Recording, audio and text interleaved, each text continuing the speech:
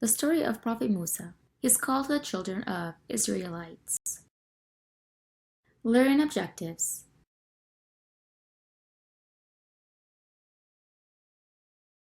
Assalamu alaikum, my friends. We have reached the final part of the story of Prophet Musa, peace be upon him, where we will talk about his call to the children of Israelites. We'll learn about the disobedience and transgressions of the children of Israelites. Let's start. Allah Almighty saved Prophet Musa, peace be upon him, and his people, the children of Israelites, from Pharaoh. He led them towards the Holy Land. Many things happened during that time, revealing some of the negative traits of the children of Israelites. We will start with how the people of Israelites requested from Prophet Musa that they worship idols. The Israelites crossed the sea and entered the land of Sinai. While they were on their way, they found people who worshipped idols. The Israelites were amazed by those idols, and they asked Prophet Musa to make a god for them, like their gods, so they could worship him. Prophet Musa became angry and told them that they were arrogant. Allah Almighty said, Bismillah ar-Rahman ar-Rahim. We brought the children of Israel across the sea, and they came upon a people devoted to idols. They demanded, O Musa, make for us God like their gods. He replied, Indeed, you are a people acting arrogantly. Why did the Prophet Musa describe his people as arrogant?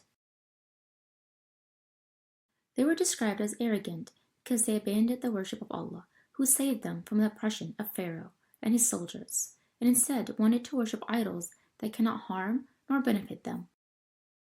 Now we'll talk about the worship of Israelites towards the calf.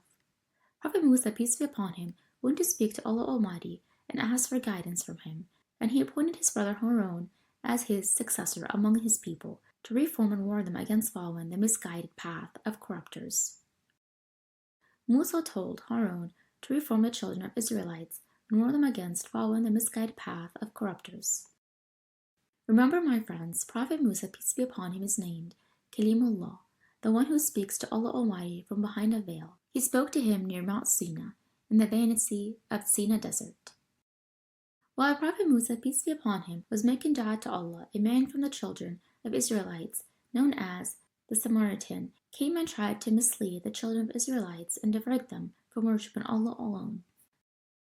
The Samaritan gathered the jewelry and ornaments of the Israelites and crafted them into a statue in the shape of a calf. Whenever the wind blew into the sculpture of the calf, they would hear a mooning sound, which is the sound of a cow. They were amazed by it and considered it deity. Prophet Harun, peace be upon him, rebuked them for worshipping idols and told them that this was a trial and test from Allah to test their faith. He commanded them to follow him, the worship of Allah Almighty, and forbade them from following the Samaritan, as he would lead them away from the right path. However, they did not obey him and insisted on worshipping that idol, neglecting the worship of Allah Almighty. As you can see, my friends, one of the characteristics of the children of Israelites is their tendency to be defiant and disobedient towards the prophets of Allah Almighty. Let's get back to the story. Allah Almighty revealed to Prophet Musa, peace be upon him, that the children of Israelites worshipped idols and abandoned the worship of Allah. He returned to his people angry and sad. His father Harun, peace be upon him, did not agree with the actions of the children of Israelites while he was among them. He told Prophet Musa that the people disobeyed him and rebelled against him, and they almost killed him. Allah Almighty said about this in the Holy Quran, saying, Bismillah ar-Rahman ar-Rahim. Musa scolded his brother, O Harun, what prevented you when you saw them going astray from following after me? How could you disobey my orders? Harun pleaded, O son of my mother, do not seize me by my beard or the hair of my head. I really feared that you would say, You have caused division among the children of Israel. I did not observe my word. Later, Prophet Musa, peace be upon him, turned to Allah Almighty, seeking mercy and forgiveness for the children of Israelites and for their sins. Now we have reached the Israelites' refusal to go to battle with Prophet Musa. Prophet Musa asked his people to enter the sacred land which Allah Almighty commanded them to enter. They refused to enter it because there were strong and powerful people inside that they couldn't fight. They told him, We will not enter until these giants come out of it. They replied, O Musa, There is an enormously powerful people there, so we will never be able to enter it until they leave. If they do, then we will enter." They also said to him, "Fight them, you and your Lord." And they remained seated in their places. So Allah Almighty forbade them from entering the sacred land, Palestine. Yet they said, "O Musa, still we will never enter as long as they remain there. So go, both you and your Lord, and fight. We are staying right here."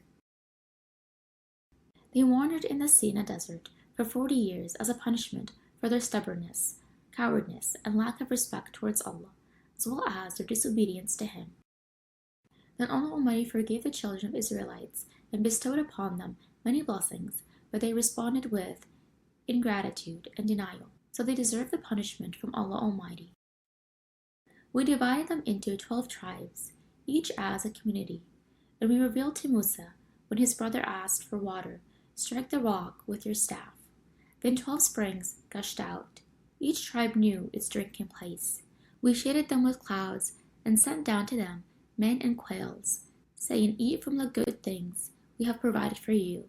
They certainly did not wrong us, but wronged themselves. In the end, my friends, we conclude that the children of Israelites disbelieved in Allah and denied the prophets. As a result, Allah punished them in the world and the hereafter. With this, we have reached the end of the story of Prophet Musa, peace be upon him, and we have learned that the Israelites disobeyed Allah by asking Prophet Musa, peace be upon him, if they can worship idols. The Samaritan crafted a golden calf using the jewelry of the Israelites, and they took it as their god.